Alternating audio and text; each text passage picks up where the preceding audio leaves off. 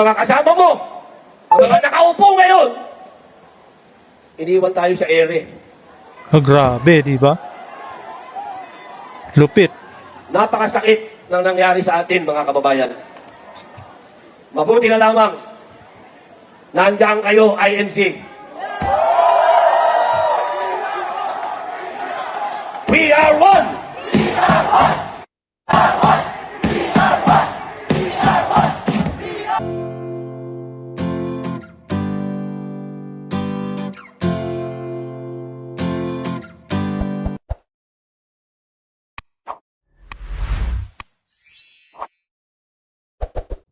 At ayan po mga kababayan at mga kapadspress.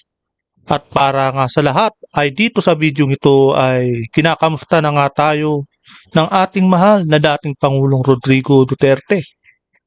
Sapagkat sa video ito ay saglit na nagpaabot ng kamusta si Madam Kitty Duterte. Sabagay talagang matagal na at namimiss na natin si Pangulong Duterte. At syempre, sa nangyayaring rally ng INC, dito po, no? Diyan sa Liwasang Bonifacio kagabi ay nagsalita po si Senador Robin Hood Padilla para sa hinaing ng sambayan ng Pilipino. Para sa administrasyong ito na wala na pong direksyon ang pamamalakad. Pero sa totoo lang, nagsalita si Senador Robin Hood Padilla diyan ay dahil siya po ang boses ng taong bayan.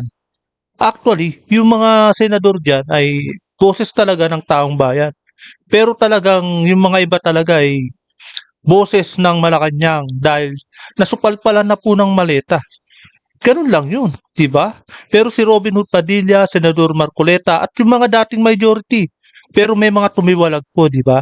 May mga naghudas. Yun, halata namang merong kinalaman yung mga yun kaya naghudas. Ikaw ba naman? Matatakot ka na makulong kasi meron kang ginawa. Kaya natatakot ka makulong. Pero kung wala kang ginawa at wala kang kurakot na ginawa, pagka senador mo, malamang at sa malamang, hindi mo isusuko ang pagka loyal to sa pagka Senate President ni Cayetano. Nang hudas ka, malamang sa malamang halata na kayo na may ginawa talaga kayong kalukuhan. At syempre, maglalakas loob bang gumawa ng kaso yung gobyerno na yan? Kaya kayo tinatakot? Pero kung wala kayong ginawa, hindi kayo matatakot sa mga pinagagawa ng gobyernong ito. Nakakasuhan kayo. Diba? Yung mga hudas na na dalawang senador dyan, ni Escudero at si Villanueva. Diba? Kaya marami nagagalit sa kanila ngayon eh. At heto pa, ngayon nga diba, ang issue. Ewan ko kung kinasuhan na. Kakasuhan si Senador Marcoleta na talaga naman ay created lang at talagang invento lang ang kasong ginagawa sa kanya. Talagang garapalan na ang ginagawa. Talagang nakakadiri na ang ginagawa. Diba? Kaya heto po, no, bago po ang lahat, ay welcome po muna sa aking channel. At eto, muling nagbabalik ang inyong lingkod, Pads Press TV. Kaya eto po, no, sa video ito, panoorin po natin ang payag ni Madam Kitty Duterte at ni Senador Robin Hood Padilla. Monica Kitty Duterte, good afternoon. Kamusta ka today, Kit? Good afternoon, Vin. This visit, I think, was unlike the other visits. There was an incident in the DU, but I'd rather not further elaborate for his privacy. Pero konsumisyon, yun ko atong tohana kay perte jud na, perting gahi. Consumption pero fresh na fresh pa rin ang mukha ni Madam Kitty Duterte. Na talagang makikita natin na tinitiis niya lang pero pagtingin pa rin sa kanya nakakapagbiro pa rin, di ba? Pero talagang kumbaga kung susumain natin sa kalooban nila, yang si dating President Rodrigo Duterte ay talagang mahirap po ang nagiging sitwasyon niya dyan sa loob ng ICC. Diba? Kaya ito rin, nararamdaman din siguro sa kaloob-looban ni Madam Kitty Duterte, pero pilit pa rin nilang nilalabanan. At heto, at nakakapagbigay pa siya ng impormasyon galing sa kanyang ama. Sa ulong yun. So, medyo nag-aano kami doon. Pero okay lang naman siya. In the end, he was fine. Buti na lang, okay pa. Kanino na lang to? Sino may gusto nito? iyahan na wala nakaon. He's okay. Yan, Nagka-problema lang kitang-kita, siya. walang kaon. And then after we solved his problem, naghingi na siya ng balita sa Pilipinas. Is there something na sinabi mo sa kanya about sa nangyari sa Pilipinas that you can share with us also? So, yesterday I informed him of the protests in EDSA. Then today I informed him if tama ba yung pagkabasa ko, extended until July, tomorrow, di ba? Extended until tomorrow. At saka medyo madami ng tao, tapos I told him na nag-red alert na. Sabi niya lang, may silang sinabi niya, he said, sa mga Pilipino, pagpatuloy niyo yan. So, take it however you think it means. Yun yung sinabi ni PRRD. Kasi, sa abuso nila sa atin, no, darating yung panahon na mapupuno talaga yung Pilipino. So, ipagpatuloy nyo yan. Yun yung sabi. Lalong-lalo na kapag tinuloy nila ang kaso kay... Sa bagay, ito hindi pa natin alam. Pero sa malamang at sa malamang, lalong magagalit ang taong bayan sa ginagawa nila kay Marcoleta. Na talagang, created at kumbaga imbento ang pinaggagawa nilang kaso. 'Di ba? Hindi naman hindi naman pera ng taong bayan, hindi naman galing sa buwis ang sponsor, galing sa private. Tapos gagawin nila magiging plunder na walang kaso. Ang estilo lang talaga at ang pattern dyan ay talagang i-delay nila na mawala sa impeachment court si Senador Marcoleta. I-delay nila yan hanggang na pag nakakulong na.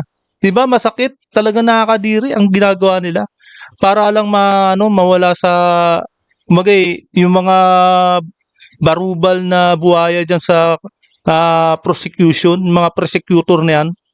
Para ulam po mababar lang yan mga yan di ba? Takot na takot sila kay Marcoleta kung paano sila babarahin ni Marcoleta.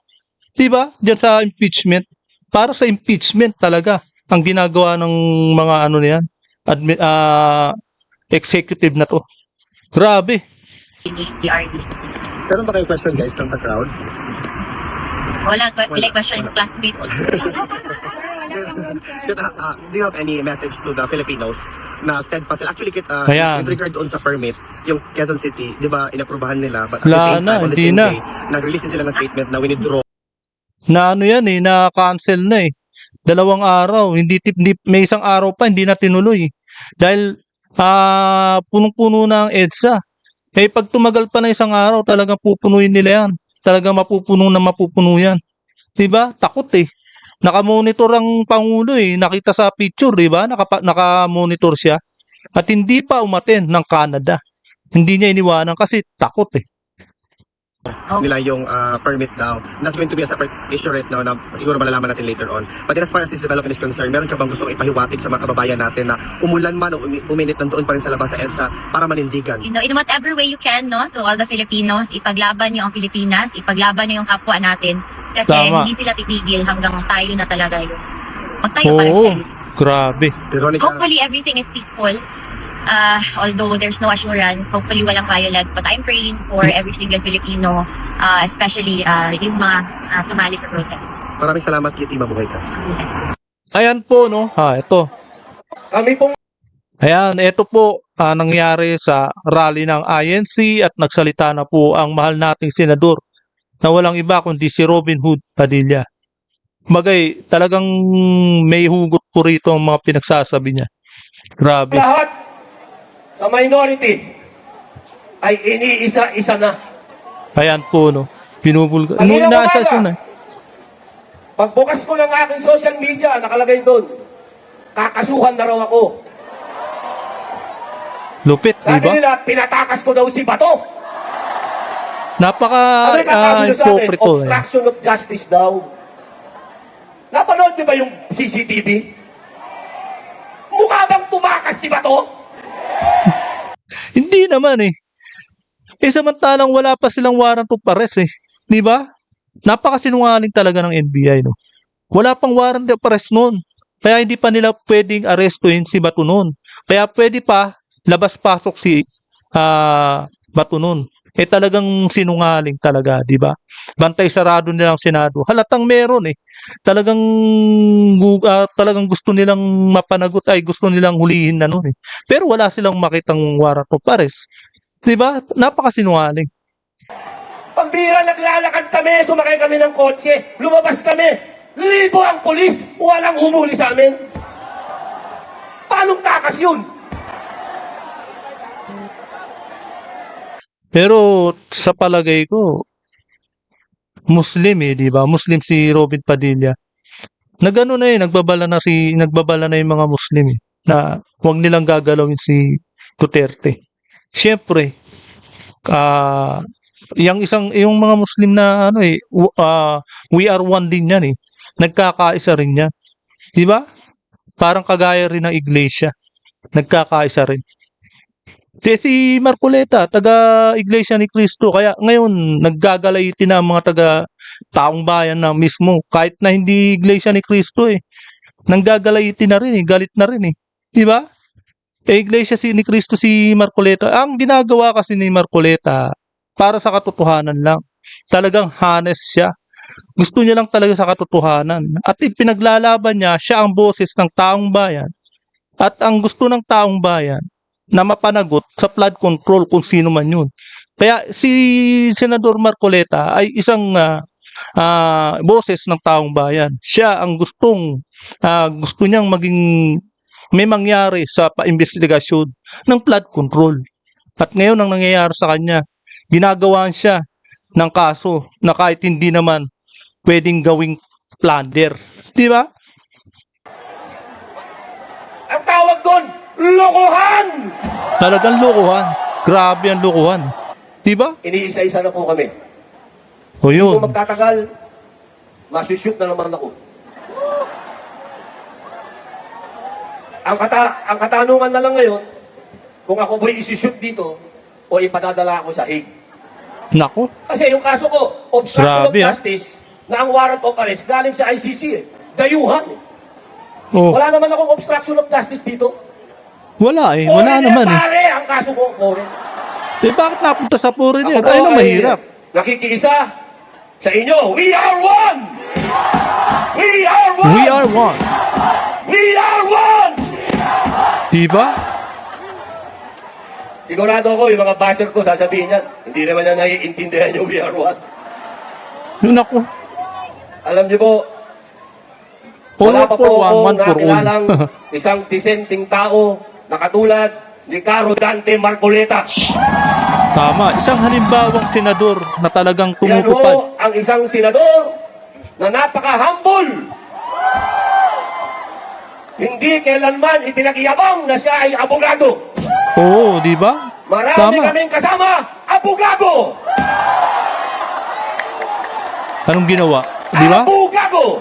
Oo, di ba? Abogado!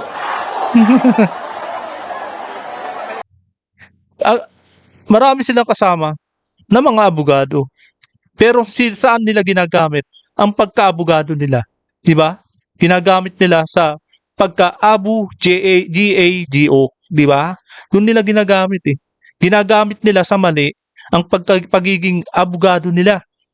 Ayan ang nakakasar at ayan ang nakakagalit para sa taong bayan. Alam nyo, Assalamualaikum, sister.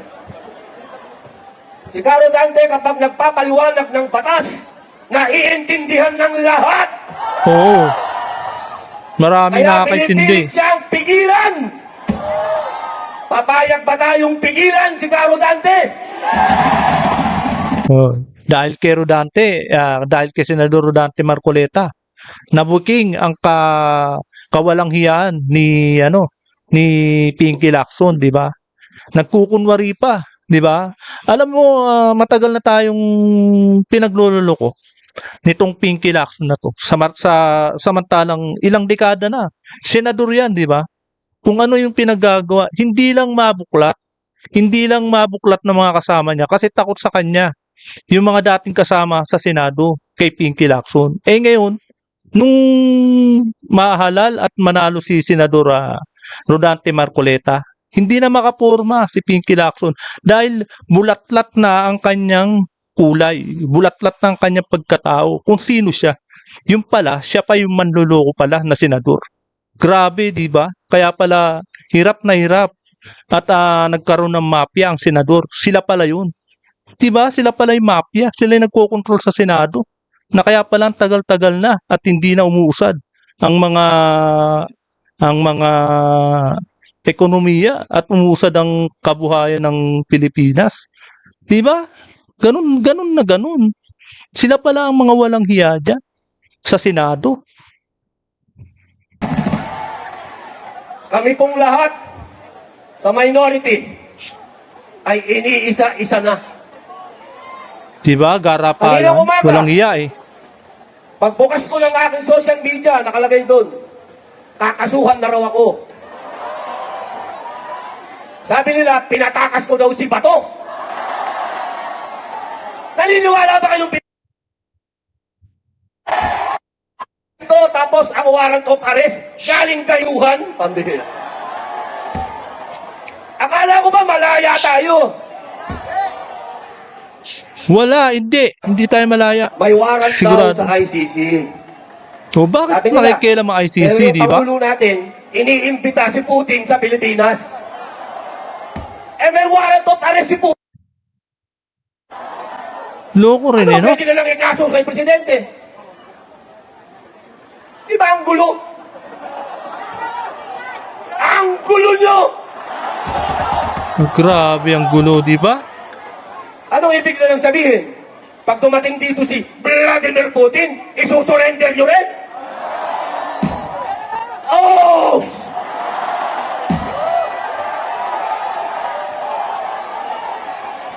Pilipino lang ang kaya nyong isurrender! Grabe, di ba? Ano yung kakaso nyo sa akin? Obstruction of justice daw. Napanood nyo ba yung CCTV? Mukha bang tumakas si Bato? Pambira, naglalakad kami, sumakay kami ng kotse, lumabas kami, libo ang polis, walang humuli sa amin. Paanong takas yun?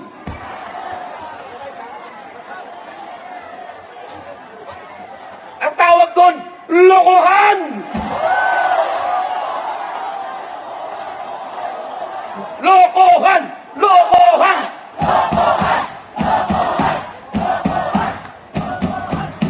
Alam nyo mga kapatid, nakakalungkot ang sitwasyon ng bayan natin. Kaya ang buong sambayanang Pilipino, Kaya eto, no, talagang malaki ang hugot ni Robin Padilla dito. Talagang meron, talagang unang-una, nagsalita naman yan eh, na talagang kapag tapos ng kanyang termino, ay talagang baka lumipad na at mga ibang bansa na lang siya. Dahil nga, unang-una, artista nga yan, sinabi niya nga, di ba? Talagang napakalaki ng responsibilidad ng isang senador na ngayon ay pinapakita niya naman na napakalaki rin na pagmamahal niya sa ating mamamayang Pilipino. Na kaya kung bakit siya nagsasalita dyan sa harap ng entablado. ay nagpapasalamat sa Iglesia ni Cristo Yan, yan. sapagkat hindi kayo nakakalimot sa pagmamahal nyo sa bayan. INC. Patuloy ang Grabe, di ba? pagkigising ninyo. Oo, tama. Marami sa ating kababayan, hindi ko alam, sila'y gising. Sila Ay, naman namalit, ay ha? hirap din. Mga walang Hindi ko pakialam. alam kung bakit hindi sila nagrereklamo. Nabigyan ba ng maleta? Bakit nga? Oh, yun, isa pa yun, di ba? Baka nabigyan. Grabe. Ang dami nating mga politiko na dati Isa pa ay yun. matatabang. Matatabang sila. Yeah, sinesenyas na nga eh, 'di ba ni Senador Robin Padilla. Yung kamay niya letter L. Ibig sabihin, sino ba yung mga letter L? L, 'di ba? Laban. Sino ba yung mga letter L diyan, mga senador? 'Di ba? Yun yung mga dilawan na senador, 'di ba? Nakakalimutan nila to. Nasaan na to? Nasaan? Ah! Oh, yun. Anong ibig sabihin nun? Sa ginawa ni Robin Padilla, 'di ba? Ang ginawa nilang mga senador na yan, ng mga dilawan, sinuka nila si PBBM. Ngayon, yung suka nila, binabalik nila at kinakain nila. Kaya nga ganyan yun, napasigaw si Robin Padilla. Dahil nga sa inasal ng mga dilawan ng mga senador na kain suka. Kinain nila yung sinusuka nila dati. Isa lang po ang ibig sabihin niya. Nakakadiri po ang mga senador na yon.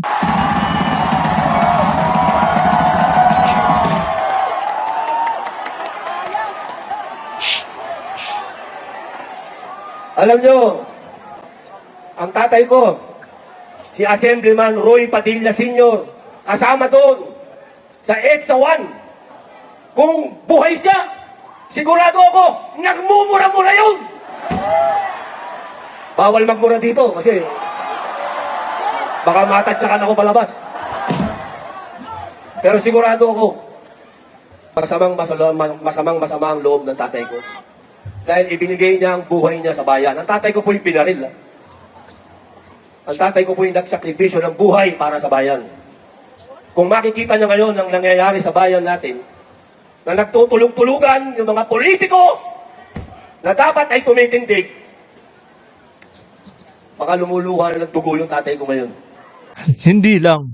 Yung mga bayani noon na kung saan ay nagbuwis din ng buhay. Diba? Imagine mo, yung mga lumalaban sa Kastila noon, lumalaban sa mga Hapon, na ipinaglalaban nila para magkaroon ng kinabukasan ng bansa natin ngayon. Ngayon nga, nagkaroon ng kinabukasan, diba? Parang maikli lang. Dahil sa katauhan ni Pangulong Rodrigo Duterte. Saglit lang, pero ngayon, ano nangyari? Lubog po tayo. Lubog na lubog. Napag-iwanan tayo ng ekonomiya natin. Napag-iwanan tayo ng ibang bansa. Di ba? Kaya ganyan po ang nangyari. Kaya ang hinagpis ni Senador Robin Padilla ay punong-puno ng hugot sa nangyayari ngayon dito sa ating Pilipinas. Kaming mga anak niya na nawalan ng tatay dahil sa pagmamahal niya sa bayan niya, yun, gusto kong tanungin yung tatay ko. Yun ang isang halimbawa, di ba? Anak mo, pero minahal mo ang isang bayan ng Pilipino, pero alang-alang sa kinabukasan ng mga kabataan. Mga ba yung ginawa mo pa? Iniwan mo kami ng dahil sa bayan at yung mga kasama mo, ang mga nakaupo ngayon, iniwan tayo sa ere. Grabe, di ba? Lupit. Napakasakit ng nangyari sa atin, mga kababayan. Mabuti na lamang, nandiyan kayo, INC. We are one!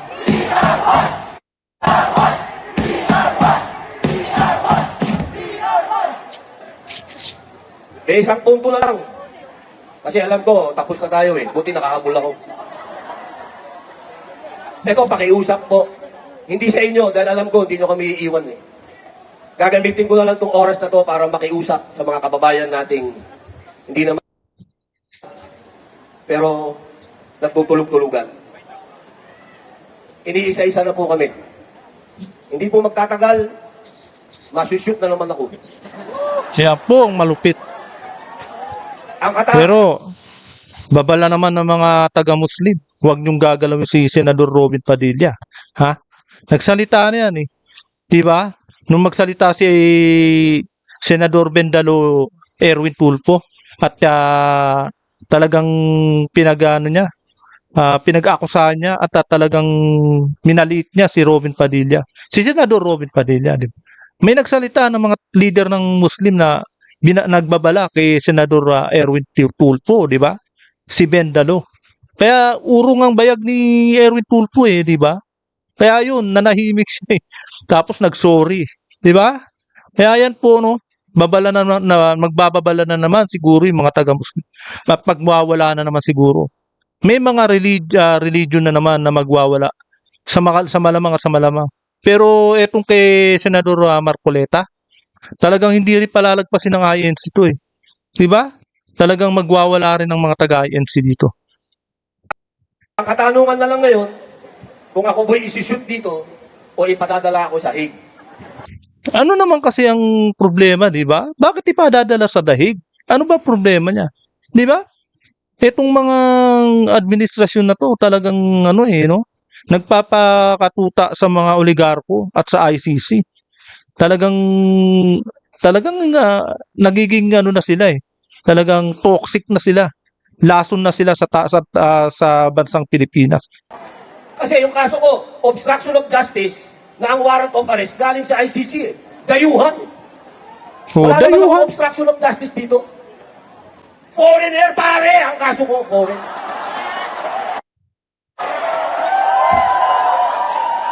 Isang malaking karangalan na rin. At least, di ba? Nandito tayo sa liwasang bulit. Tuhan!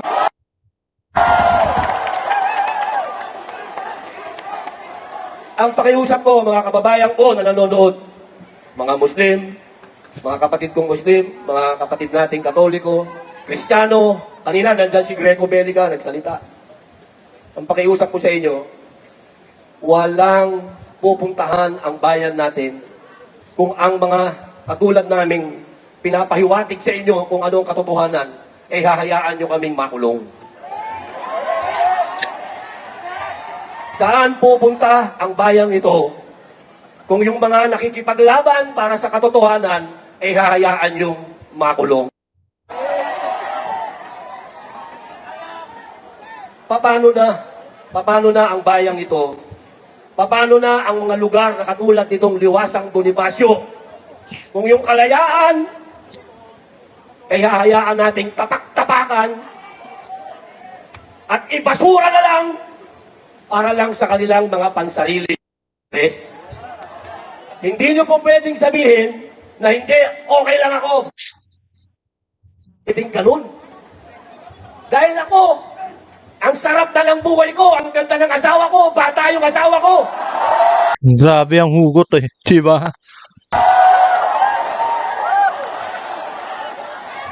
Pwede naman akong mag-artista, ang daming leading lady. Pero nagtitis ako! Nagtitis alang-alang sa sambayan ng Pilipino. 'Di ba? Yan na nga yung ano ko na malamang at sa malamang pagkatapos nitong pagkasenador ni Robert Padilla. Baka mga ibang bansa na lang yan. Siyempre, gusto niya na rin maging tahimik pero ayaw niya rito sa Pilipinas dahil hindi na rito tahimik at hindi na mismo safe. 'Di ba? Para sa inyo! Para sa ating bayan. Kaya sana mga Nakakalungkot. kababayan ko, huwag tayong maging makasarili. Tingnan natin kung ano ang ginagawa ng Iglesia ni Cristo. Isang tabi niyo yung religion kasi. We are Walang one. religion. We are one, We nagkakaisa. are one. We are one. Isa para sa lahat, lahat para sa isa. Yan At po ang tingnan dapat. ninyo yung mga muka ng mga namumuno sa inyo. Oo, Mga namumuno yung sa mga, inyo, ano ba yung kanilang motibo at interes? yung mga congressman, Kapag pansariling interes, iwan nyo yan! yung mga congressman na talagang umate ng Quadcom, yung mga congressman na datihan na at talaga namang mahalata naman ninyo kung sino yung mga bumoto sa impeachment ni Inday Sara. Iyan dapat ang hindi nyo na iboto sa susunod na eleksyon. Diba? May nagsalita pa nga, hindi raw sila takot sa eleksyon. May dahilan. Ang lakas ng loob magsalita ng ganun dahil gustong ibahin yung saligang batas. Kaya hindi sila takot eh. Di ba? Ang laki na ho ng utang natin. Ang sabi nila, kanina nakikinig ako, ang sinasabi lang ng ating kapatid, buwis lang, buwis. Ang binabayad yung buwis, ang binabayad kong buwis. Totoo yun. Napupunta sa wala. Pero mas nakakainsulto. Dahil nung inuutang natin, na dapat mapunta sa pag-unlad natin, nauuli rin sa Yun. Nauwi sa waldas. Di ba? Kaya eto, yung paglakad ng bansang ito, na kapag ganyan ang lumalaki ang utang at yung utang na yun ay napupunta lang sa bulsa ng gobyerno at sa bulsa ng politikong buhaya, asahan na natin yung kinabukasan ng ating anak, kinabukasan ng apo natin, ay wala na. Talagang hindi makaka-recover. Ilang taon pa bago maka-recover. Pero ano, mararanasan ba natin yung magagandang trend? Mararanasan ba natin magagandang subway? Sa ngayon, wala. Hindi natin mararanasan. Kung kailan pumanda na tayo, saka natin makikita ang pag-unlad ng bansa. Talagang dapat ngayon pa lang nararanasan na natin ang pag-unlad ng bansa, kung paano maging masarap sumakay sa mga transportation na kumpleto. Sa totoo lang, Ang bawat Pilipino, tandaan ninyo, may utang. Pati magiging apo ninyo, sigurado. may utang. Papayag ba kayo na ganyan na lang Ayan nagbababala na si Senador Robin Padilla. Yan mga sinasabi niya, totoo yan. At magkakatotoo yan balang araw. ang buhay ninyo? Yung mga nagsasabing sila daw ay makabayan, Sus, nako. huwag kayong magmumura. Maniwala. bawal yan. Huwag kayong maniwala dyan. Makabayan daw Sa mga sila. makabayan daw sila. Pero bakit meron silang tinatawag na exit plan? Yan ang tanungin ninyo sa bawat isa, mga mahal kong kababayang Pilipino. Ikaw, may exit plan ka ba? Oo, meron. Kasi nakatanggap na ako ng maleta. Handa na akong unang-una, mga ibang bansa. Di ba? Dahil sa ibang bansa, may kinita na ako rito sa Pilipinas. Bilyon na ang kinita ko. Kaya pwede na akong bumili ng kahit anong ari-arian sa ibang bansa. Di ba? Yun ang exit plan. Walang, Bakit yung walang mga ano, namumuno walang sa atin, plano. may exit plan? Ibig sabihin, wala silang plano para sa atin. Wala, Yan wala. ang ilagay ninyo sa isip ninyo. Iiwanan at Yung nakarinig iiwanan lang kayo tayo. ng Magaling mag-English dyan, believe na kayo. Tapos na ang panahon ng spoken in dollar. Tapos na. Panahon na ngayon para magkaintindihan tayo, mga kapatid. Isang Ayan po, no, hanggang dito na lamang po. At syempre, napakinggan natin ang hinaing at pahayag ni Senador Robin Padilla na talaga namang makabuluhan. Makabuluhan po talaga. Talagang isaisip natin na talaga namang yung mga pinagsasabi niya ay totoo. Totoong nangyayari ngayon at totoong mangyayari sa susunod na panahon na talagang ang tatamaan ay ang mga susunod na henerasyon na talaga naman imagine baka yung yung mga educational mga education na bumaba sa atin sa antas ng education, 'di ba bumaba sa atin. Kulelat na tayo sa buong mundo. Ngayon, anong mangyayari? Pagdating ng panahon, trilyon-trilyon ang utang natin. Sa utang lang natin mapupunta lahat ng mga perang ipopondo sa gobyerno. Yung budget, national budget, talagang tinataas-taasan nila yung yung budget na galing sa utang. 'Di ba? Paano kung ubos na at wala na mapautang? At ang halimbawa pa diyan, kapag dumating ang panahon na maghirap ang buong mundo, na kailangan din nilang sila naman ang magkaroon ng pera, sila naman ang ayaw magpautang at gusto nilang sila naman ang kailangan nilang hindi magbigay dahil gusto nilang mabuhay sila sa bansa nila. 'Di ba? Ayun ang mahirap. At magkaroon ng food crisis sa buong mundo. Tayo, anong nangyari sa atin? Maunlad ba ang mga magsasaka natin? Maunlad ba? Wala, 'di ba? Kapag nagkaroon ng kagutuman, tayo ang umaasa tayo sa import eh. Ngayon, pag nagkaroon ng kagutuman, wala tayong sariling agrikultura na talagang magsusupply sa atin. Dapat nga ang agrikultura natin, nag-i-export tayo eh. Yung mga magsasaka natin, di pa mayayaman dapat. At sila dapat ang inuuna natin eh. Ano nangyari? Ano yung pangako ni Kiko Machik? Wala yan. Talagang inuna niya. Inuna niya ang pagkampi sa Malacanang. At siyempre, may aligasyon dyan, di ba? Yan po, may balita po tayo dyan. Kaya yan po, no? Hanggang dito na lamang po. At kung hindi ka pa nakakapag-subscribe, please subscribe my channel para lagi kang updated sa bawat upload ko. Maraming salamat po.